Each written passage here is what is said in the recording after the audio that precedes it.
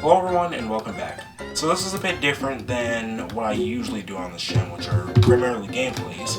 I'm actually making a tier list for the game that I've been playing the most as of late, Nintendo Land. So what is this a tier list for?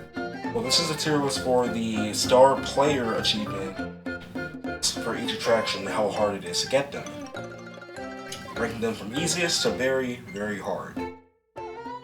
So, what exactly is the Star Player Achievement in Nintendo Land? Well, this is an award given out by the game's mascot Monita for meeting certain requirements in every attraction. Some you just have to play a certain number of times, some you have to beat all the levels for, and others you have to, well, those are the only two real requirements. Beat all the levels, mostly, for some of these. For most of these. But, starting off with one of the multiplayer attractions, Mario Chase. So I'm going to put this at easiest, and I'm going to tell you why.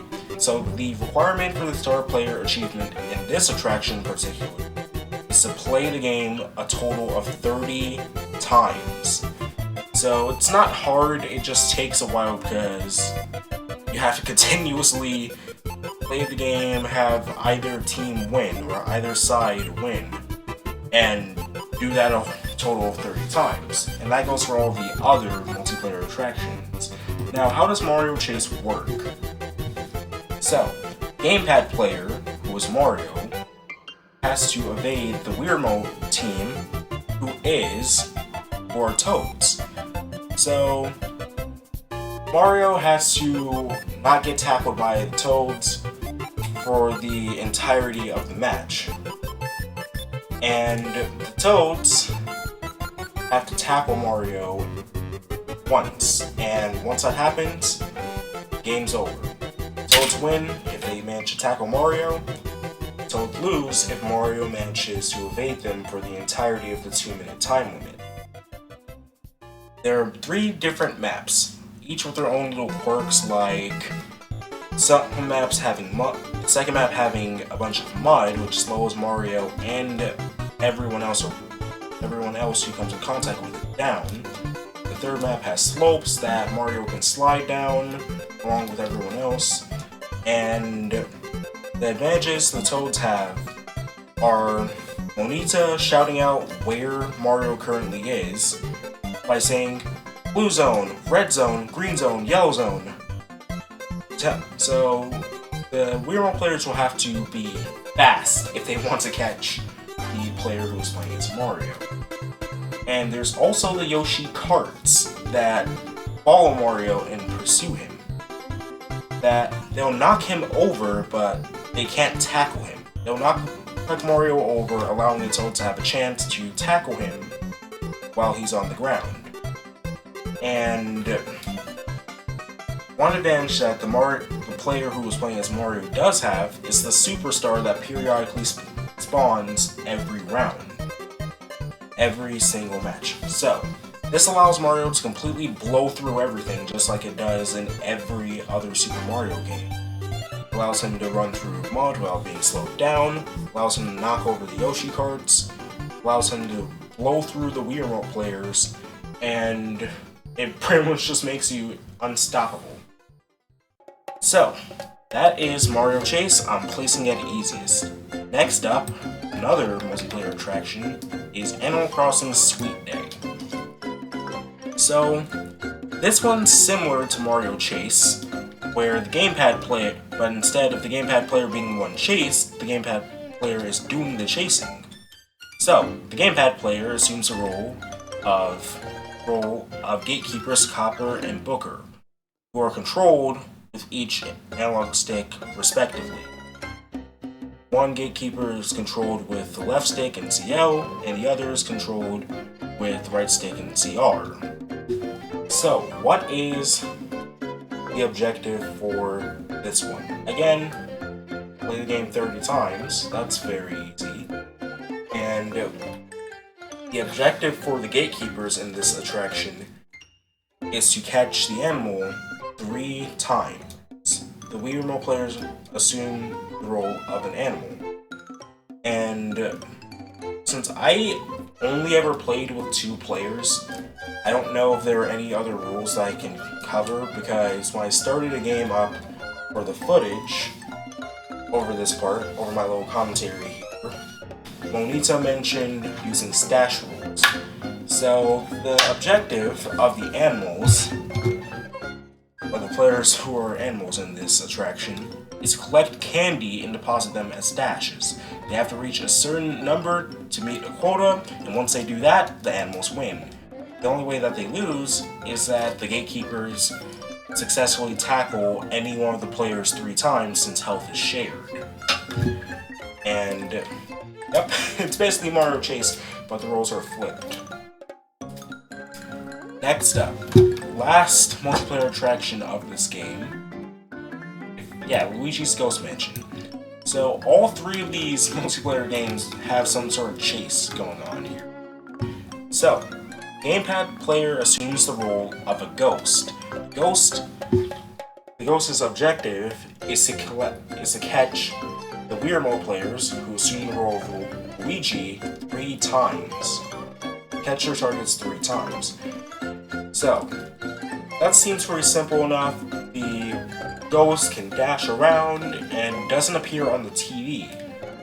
So, the Weird Mode players will have to rely on this vibration feature that is used when the ghost is near. So, I think you can already guess the objectives of each role, or Luigi's role more specifically, is to catch the ghost by shining their flashlight on and whittle down the ghost's health until it reaches 0. The Luigi players do have an advantage here, where Monita will be moving all around the area with a flashlight of her own that can do damage to the ghost. Batteries will be located around the map periodically, since the players have a limit on their flashlight. Battery on their flashlight that periodically runs out as they use it. And when someone is downed, another player can go over and shine their light on them, reviving them. So, pretty simple attraction. There are, again, 3 maps, as opposed to Sweet Days 2, and it has 10 other maps as Mario Chase. So, very simple. Not one of my favorites, but it's very simple. Now, let's get on to the team attractions. So, starting with The Legend of Zelda Battle Quest. Now, I'm putting this one at pretty tough because the levels can get hard depending on how well you do or how you perform in each level. So, they can get pretty hard, especially if you're going for all master ranks, which I'm not going to talk about since those aren't the star of the show. Terrible joke. So, this attraction has the gamepad player assuming the role of an archer, and the Weird Mode players assuming the role of a swordsman. So, health is shared in this one, and it's a automatic moving attraction where all players will automatically move as time goes on. Except for when the archer draws their bow, the players playing as swords fighters put up their shield, and all types of other things. So, we have all of the basic Zelda enemies featured, like Wizrobes, Bokoblins, who come in many different variants that can really take away a lot of your health. Yeah, you have these orange ones who will charge at you, guns blazing, and can easily throw you off. You have these pink ones who are less forgiving when you accidentally hit your shield. You have some with pots on their heads and shields, so you can't attack them vertically. And you also have Keys, Choo-Choos, and Tektites. They all have their own little quirks. Tektites you have to attack as they're trying to latch on to the player. And... oh, wait, no, I have the wrong enemy. I don't remember what the spider enemy is actually called, but Tektites are also featured in this game. So, there are a total of, if I'm correct, 9 a total of 14 missions, with 5 extra ones. So I'm including the extra missions here. The object for the star player achievement for this attraction is to simply beat all 9 of the main levels. It doesn't matter if you complete the extra stages or not, since those are just bonus stages that Nintendo put in there. So I like this attraction a lot. It's pretty fun, and it may also end friendships depending on how good your friends are at the game. Because again, health is shared. So if anyone takes damage, the whole team loses a heart. So, that's out of the way. Battle Quest goes at pretty tough for how hard the levels can get. So, next team attraction, Metroid Blast. Now, this one's very simple. The gamepad player assumes the role of a gunship. Samus and a gunship, or whoever. No. All players assume the role of Samus. And the only difference between this one and all the other attractions is that this is the only one that I remember that uses a nunchuck for movement. So, the gamepad player is flying around in a gunship that is pretty useful for missions that require you to evade a bunch of enemies. You have different types of enemies like Gamers, Sabesians, Cyclones. Oh, and you also have two bosses that you face outside of the extra levels, which are Kraid and Ridley. So, the gunship can charge up a missile and fire it, which explodes. Has a 3-shot burst, as opposed to the player who is playing on foot's 1 per shot. And also, and there are also multiple different mission types, like collecting tokens, defeating all enemies, defeat all enemy waves with a time limit sometimes. And there's only one defense mission that I know of, where you have to defend these Mii characters and prevent them from getting taken away by Metroids. So it's a very simple game. It's pretty fun. It took me a bit to beat with how hard some of the levels get, but it's not nearly as hard as Battle Quest. I don't believe health is shared in this attraction, although I might be wrong since I don't remember ever playing this one with a friend. So, Metroid Blast, it's put at not too hard, but not too easy either. So, the absolute last team attraction goes at not too hard, but not too easy too. So, Pikman Adventure. So the object of this one, like all the other team attractions, is to be all the levels. And the levels are mostly just exploration, where running around, defeating enemies as you go, and trying to escape in Olimar's ship. So the gamepad player assumes the role of Olimar, with a little group of Pikmin that grow stronger and larger as he collects this game's experience, since this attraction in particular actually uses nectar, which will grow stronger as they collect nectar to upgrade their skills. Like, Olimar's Pikmin becomes stronger, and he also gains more. Now, what does the Wii Remote player do exactly?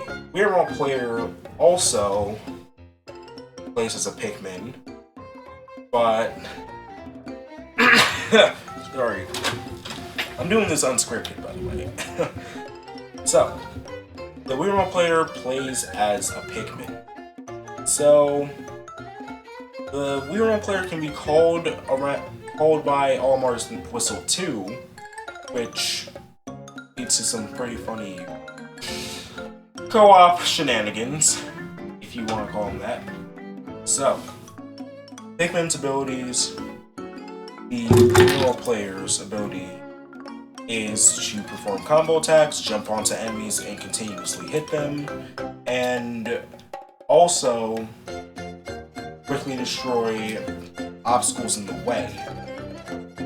So, the roles aren't too different, only with the only difference is how each of them play. So, Pikman Adventure is out of the way. There are 16 levels in this one, if I remember correctly, with an unknown amount of extra ones, since this is actually one I haven't gotten the star ranking for. Now on to the solo attractions.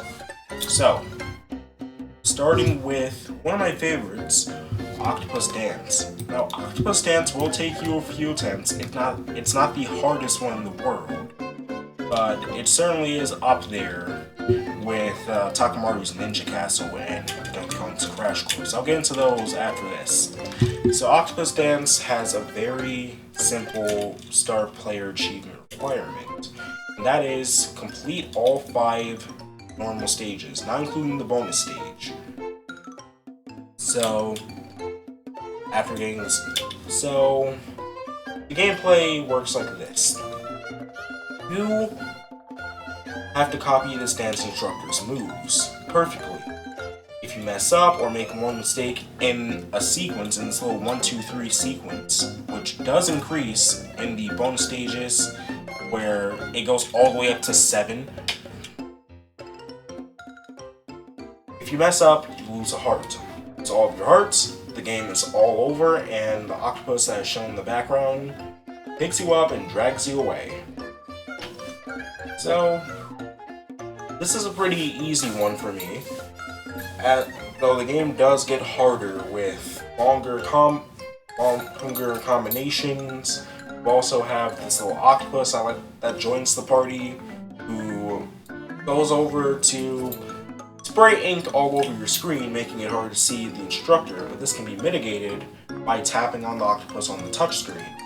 We'll have to look at the TV and the gamepad, because between stages, the instructor will turn your Mii character around. So you always want to be looking at the screen where their backs are to you. The Mii and your instructor and the instructor's backs are facing the player. Never want to look at where their faces are facing the screen. So, this one may take a few attempts from me.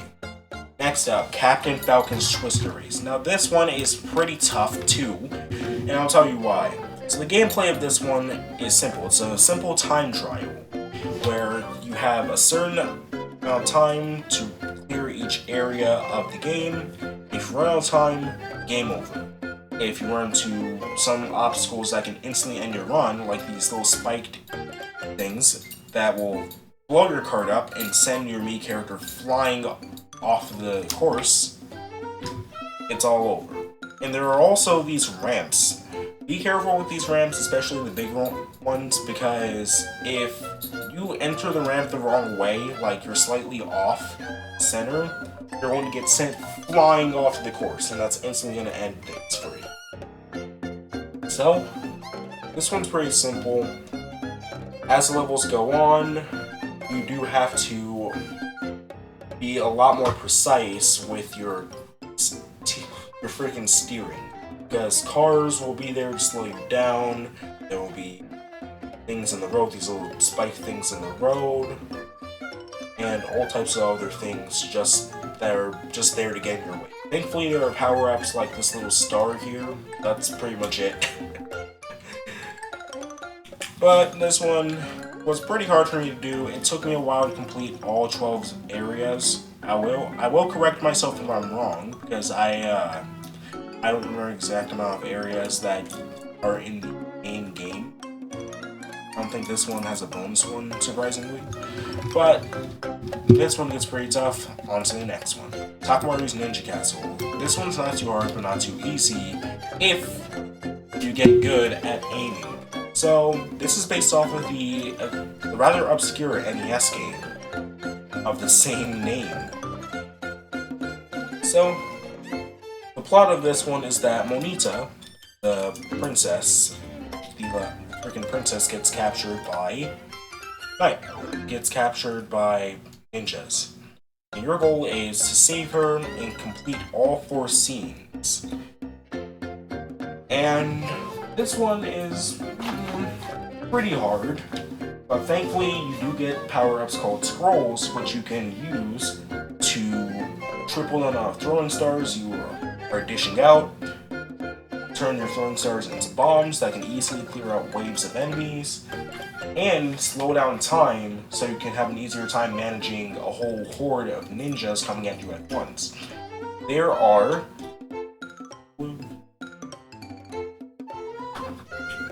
6 enemy types. Blue ninjas, they usually don't carry any throwing stars, they mostly just show up and disappear.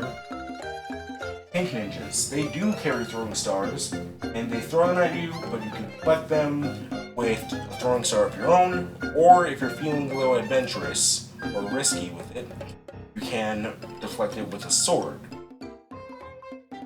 Green ninjas, they go ahead and throw the throwing stars like the pink ninjas, but faster, making them harder to deflect. The black ninja only makes an appearance as a mini-boss in Scene 2 of the game.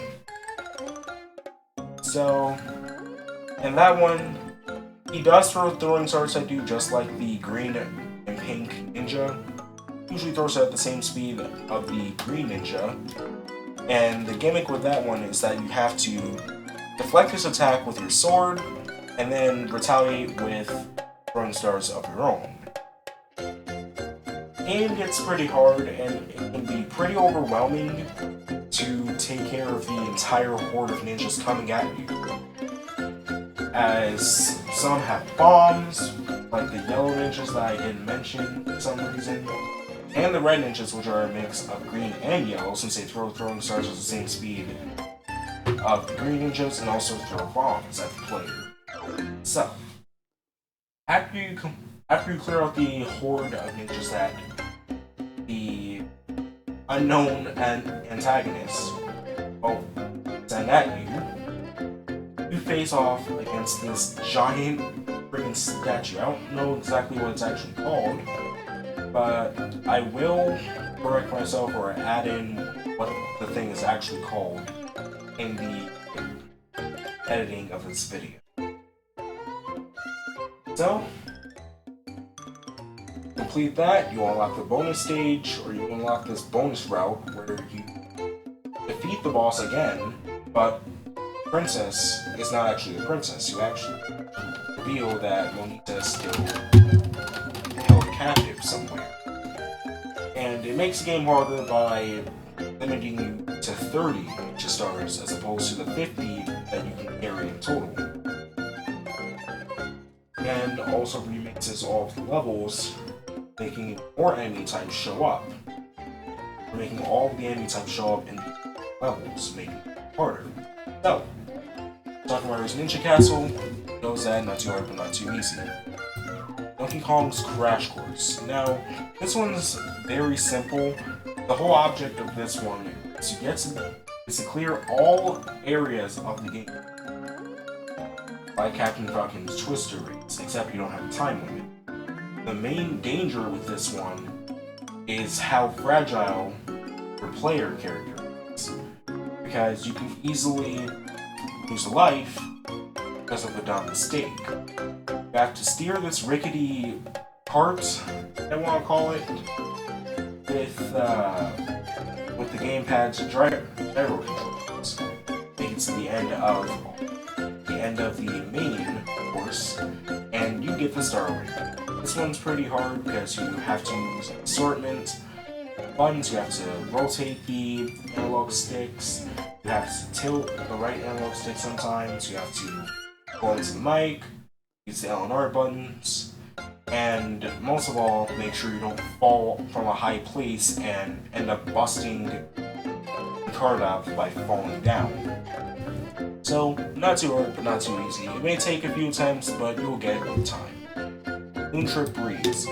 So the object of this one also goes at, it may take a few attempts actually, but The object of this one is that you are the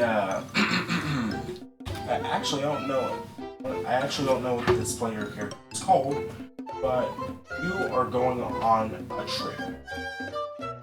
You have to make it through 3 days, and each time of day, those 3 days, in order to get the star player ranking.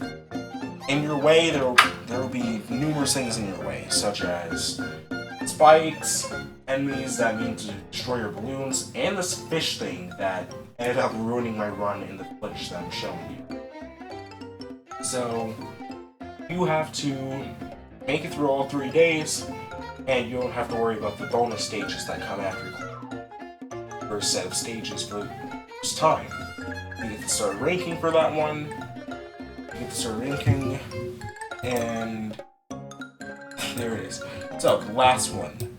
Yoshi's fruit cart goes at very, very hard. It's the only one on this list that's going there. And I'll tell you why. This one is very hard because you need precise hand-eye coordination in order to complete it. So, the object of this one is to guide this little Yoshi cart and your Mii to all the fruit on the TV screen and reach the door. So, the door only opens to... The door to the next level only opens once you collect all the fruit. If you even miss one, then sucks to be you. You end up hitting your head against the door and losing a life. So all your lives, it's game over. Yoshi runs out of fuel. There's a life there. Run to these little holes that appear as obstacles. You also lose a life. So this one has given me a lot of trouble, and I still have not gotten the star player achievement for it yet. But I've got the spirit. I'm going to do it. I know I can do it. But thankfully, the game does give you little things to help you out, like this power-up called the Chili panel, which allows Yoshi to sweep up all of the fruit in his way as long as he's facing it.